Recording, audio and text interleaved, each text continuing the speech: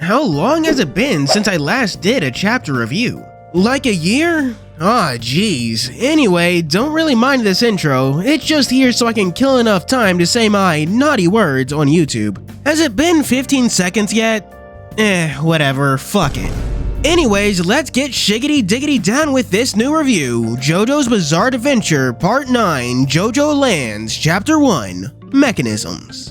I really like this chapter. It's got a lot of what makes this new universe of JoJo work so well. References to other parts like Battle Tendency, along with retelling old ideas like Vento Oreo. Dismissing the info dump about stands, the guiding idea for this part is laid out to us quite plainly. This is a story about JoJo Joestar becoming filthy stinkin' rich. That aside, the opening is a homage to part 2 in all of the best ways. We see cops harassing a young, darker-skinned individual. I don't think we know their ethnicity, just in case you forgot that Araki's based as hell. Things take a turn for the demonetizable before we see our protagonist get out of the car. I'm not quite sure what he does to the cops, seemingly pressing them down with water droplets, but it is, without a doubt, a stand. We also see the other person use their stand to completely distort a cop's face to keep a bullet from hitting our protagonist. I said this opening reminds me of part 2, and it does since it showcases our good guys attacking cops. But the general attitude and vibe reminds me more of part 5 as they set the cop car on fire to get rid of the evidence. Gotta say, I love it. It's a nice, quick way of letting us see who our protagonists are as people. While one is calm and collected, the other's prone to losing his cool for the sake of others. However, unlike Joseph, who is a well-intentioned guy, these guys are true blue criminals and know how to go about committing crimes. Their car is stolen, their ID is fake, and we even see them use a stand to change their license plate. It's more in line with the tone of the new universe, which is very focused on selfishness. The protagonists of parts 7 and 8 weren't afraid to get their hands dirty for themselves, and the same can be said of part 9. Skipping over them presumably picking up some drugs, we get some narration specifically from our protagonist. It's about how his mother lives a pretty good life. She's able to go to and from work without any issue. There's always someone to walk with her every day and even someone to bring an umbrella when it's raining. She even gets good public transport in America of all places. That's all because our protagonist and his brother protect her from behind the scenes. The darker-skinned individual we met before is the older brother, Dragona Joestar. Not only are they GNC as fuck, but they've also got a good personality. We don't know much about them yet, but they seem to fall into that protective older sibling archetype, you know? They try to make sure that those beneath them are well fed and maintain the rules, like when we see them stop Paco from stealing later in the chapter. Back in the present, we see our protagonist, Jodio, conduct a quick drug deal as he explains that he's a gopher. All he does is move things from one point to another, but what's really important is his monologue about mechanisms. It's pretty long-winded, and I'm not sure I understand it myself, but I think mechanisms are his way of saying social contracts. A way to get people to treat you well. The example given to us in the story is how it's the tall, rich, athletic kid that gets bullied instead of him. What's really enlightening to his personality is when he clarifies that he doesn't want to become filthy stinking rich for material things. If mechanisms are the invisible social bonds that people trust in, then becoming rich is a mechanism to ensure that people treat him right by default. Or at least that's what I think. Like I said, this is pretty discombobulating, so feel free to give your thoughts in the comments. Also, pretty please like and subscribe, it'd be super cool. I should also be streaming right now if this video is uploaded on time, but don't quote me on that. Getting back into the chapter, it's honestly a pretty interesting character concept if you ask me. He's not evil or a bad person, but he is explicitly in it to win it. It's a dog-eat-dog world, and he's really channeling them Johnny Joestar genes, trying to make sure he lives the best life possible.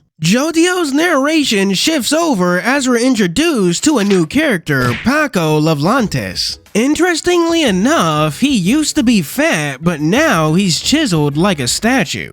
We don't know if he ate the sube no mi or what, but we do know that his muscles have a strange ability. They're able to clench around objects, picking them up for our sticky-fingered friend to abscond away with. Paco tries to do this in Eco, the fashion store where Dragona and JoJo work, but the elder brother puts a quick stop to that. However, the store is quickly closed by the proprietress, Meryl May.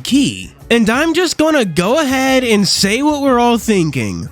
Would. Miss Meryl May doesn't just own this fashion store, but she's also their principal and mob boss. She does give me a bit of Diavolo vibes, but hopefully far less insane. She leads Dragona, JoJo, and Paco into the back room where she gives them the deets. A wealthy Japanese foreigner is going to be staying in Hawaii, and with him is a diamond worth $6 million dues. Notably, JoJo doesn't immediately say yes. He looks to Paco and Dragona and takes their cues. But a small wrench is thrown in their plans when Miss Meryl May reveals this is a four-man job. She reveals their final member, the guy who bought drugs from JoJo earlier today. The final page is just a spread introducing all of the stands we know so far. The simplest of the bunch is Paco's the hustle that lets him grab onto objects with his muscles. Dragona's is smooth operators. I think it works by creating those little dudes whenever they pinch something.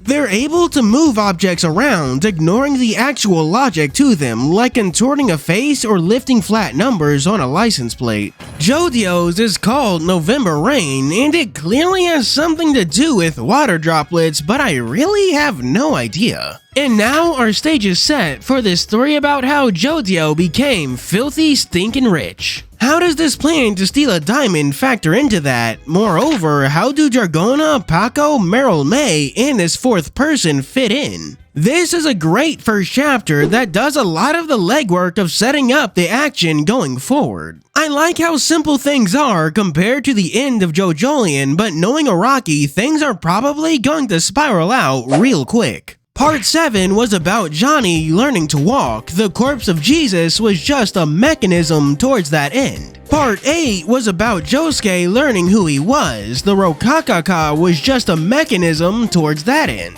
If part 9 is about JoJo living a better life, then is the diamond the mechanism, or is there still something else? This part seems to be stylized after part 5. Our protagonist is literally named Joe Dio after all. I kinda hope he has some relation to either Diego or Funny Valentine, like his missing dad is a descendant of one of the two. The other Part 5 vibes come from being an organized crime gang, and the first thing our protagonist does is a bit of thievery. Although, I think this is going to go much worse than just stealing a short dude's luggage. My bet is that this Japanese tourist is going to be Josuke from Part 8, which explains why they say 4 people isn't enough. JoJo is the level 1 crook, and Josuke is the level 100 mob boss. He's not in for a good time, and I for one can't wait to watch. That just about does it for our chapter review, but not this video because we still have to do Patreon shoutouts. Remember to thank these guys in the comments because they're the only reason this chapter review is even a thing. For our 3 stars, we have special thanks to 87 Werehog, Deku, Zara Chow, Choron, Garyon Lefay, Dragon King Yara, and Kayun. For 4 stars, we have Miki Moon and Unknown RC, the Amarillos. For our Super D-Tuber special 5-star shoutouts, we have Vanilla Flower, Somewhere Within the Shadows. Then Poor Mage, the Red Soul.